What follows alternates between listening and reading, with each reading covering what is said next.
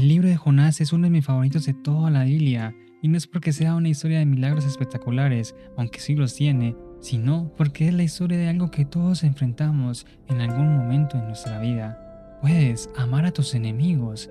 Amar no es simplemente perdonar, es de preocuparse por ellos, de querer que les vaya bien.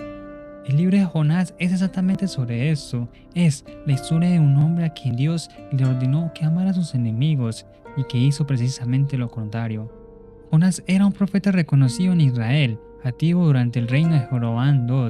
Había profetizado sobre la restauración de las fronteras de Israel y se habían cumplido. No era alguien que apenas estaba empezando, era alguien que ya conocía la voz de Dios. Y un día Dios le da una orden: levántate, ve a Nínive, aquella gran ciudad, y proclama sobre ella. Y Jonás no fue, se levantó y huyó en dirección completamente opuesta. ¿Qué? Un profeta que conocía a Dios más que nadie, que había visto cumplirse su palabra, que vivía de escuchar la voz de Dios, huyendo de su presencia. ¿Cómo es posible que alguien que conocía a Dios mejor que nadie huyera de él? Para entenderlo, primero necesitamos saber quiénes eran los ninivitas. Nínive era la capital del imperio asirio, el imperio más poderoso y brutal de esa época. Para Israel, Asiria no era un solo enemigo político, era la amenaza de que discernía sobre su existencia como pueblo. Hay un libro en el Antiguo Testamento llamado Nahum, dedicado completamente a Nínive, que lo describe como un pueblo inmisericordioso y sangriento. Los asirios dejaban monumentos escritos, tallados en piedra, donde describían con orgullo cómo torturaban y destruían a los pueblos que se les oponían. No lo ocultaban, lo presumían. Los israelitas tenían razones reales, históricas y profundas para odiar y temer a Nínive, y Jonás era un israelita de nacimiento, pero Dios amaba a Nínive. Él quería salvar a esa ciudad, no la quería destruir. Sabía que Nínive estaba lista para un cambio y usó a Jonás para lograrlo. No huía por miedo a fracasar, huía por miedo a tener éxito. Él mismo lo confiesa después. Por eso huí, porque sabía que Dios misericordioso, lento para la ira y grande en misericordia, sabía que si yo predicaba, ellos se arrepentirían y tú los ibas a perdonar. Jonás no quería que Dios perdonara a Nínive, le parecía que gente tan cruel no merecía su gracia, y Jonás pensaba que si él se negaba a ir, si nadie les advertía, Dios los destruiría, y para Jonás eso era lo correcto. Y esto es lo que los estudiosos llamaron el síndrome de Jonás, el enojo profundo de alguien que no quiere que Dios ame a sus enemigos.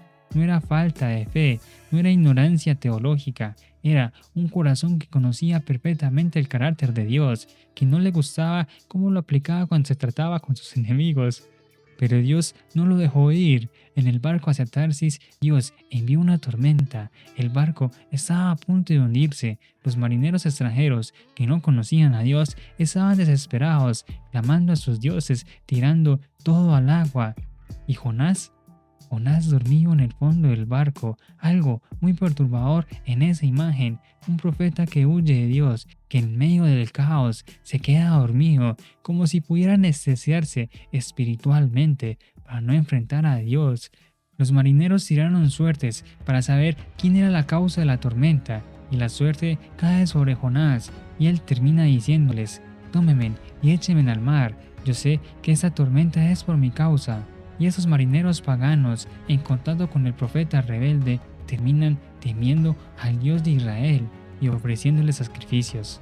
Y fíjate en algo poderoso: los que respondieron en ese barco no fue Jonás, fueron los marineros, los que no conocían de Dios. Entonces Jonás en el mar, y un gran pez se lo traga. 3 días, 3 noches en el vientre del pez, y desde ahí, en la oscuridad, Jonás ora. El pez lo vomita en tierra firme, y Dios le repite la misma orden, palabra por palabra: levántate, ve a Nínive. Esa vez Jonás va. Llegada a esa ciudad, empieza a caminar por sus calles anunciando un solo mensaje: destrucción en 40 días. Y luego sucede lo que Jonás temía. Nínive entera se detiene. El rey, el del imperio más poderoso del mundo, se levanta de su trono, se quita su manto real, se sienta en ceniza y declara ayuno para toda la ciudad, desde los nobles hasta los animales. Esa ciudad, cruel, sangriente, temida por todos, se humilla ante Dios en un instante. Y el libro dice algo que golpea fuerte. Israel nunca había respondido a un profeta de esa manera. Los paganos, los enemigos, los crueles, respondiendo mejor que el pueblo de Dios. Y Dios los perdona. Y Jonás se enoja, y muchísimo, y le dice a Dios literalmente: prefiero morir antes de ver esto. Sale de la ciudad, se sienta afuera y espera, como si todavía tuviera la esperanza de que Dios los iba a destruir, aún después de perdonarlos. Y Dios hace algo muy interesante: no le da un sermón, no lo reprende con palabras, le da una lección visual. Hace crecer una planta sobre Jonás para darle sombra, ya que estaba bajo el desierto. Jonás se alegra demasiado con esa planta y le toma cariño desproporcionadamente. Y al día siguiente, Dios la seca y Jonás vuelve a pedir su muerte. Y Dios lo confronta: tanto te dolió perder esa planta que no sembraste, que creció en una noche y en una noche murió. Y a mí no me va a doler una ciudad con más de 120,000 personas. Jonás se preocupó más por su comodidad, por su planta, que por miles de vidas humanas. Y Dios le pone frente a esa realidad. El libro termina ahí, completamente intencional, porque la pregunta no es solo para Jonás. El libro no es solamente la historia de un cambio en Nínive, es la historia de un cambio que Dios quiere hacer en el corazón de Jonás, un profeta al que le faltaba lo más importante: amar a sus enemigos, amar a quienes Dios ama.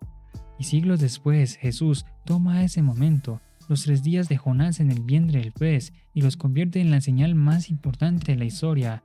Como Jonás estuvo 3 días en el vientre del pez, así el Hijo del Hombre estará 3 días en el corazón de la tierra.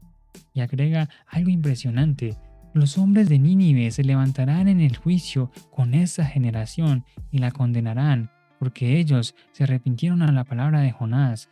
Dios tomó la huida de Jonás, su orgullo, sus 3 días en la oscuridad, y los convierte en la sombra de la profecía de la muerte y resurrección de Cristo. Jonás no lo planeó, él quería juicio sobre Nínive, quería ser el profeta que predicó la destrucción de sus enemigos, y terminó siendo la señal que Jesús usó para hablar de su propia resurrección. Increíble.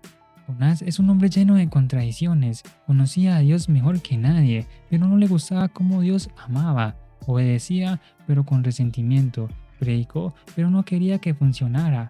Oró, salió adelante y siguió con el mismo problema en su corazón. No los perdonó, pero Dios no lo descartó. Lo persiguió con una tormenta, con un pez, con una planta, con preguntas, con una paciencia que no tiene explicación.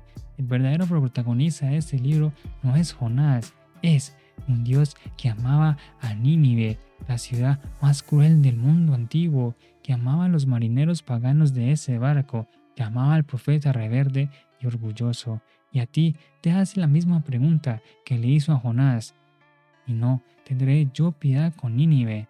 ¿Quiénes son tus ninivitas?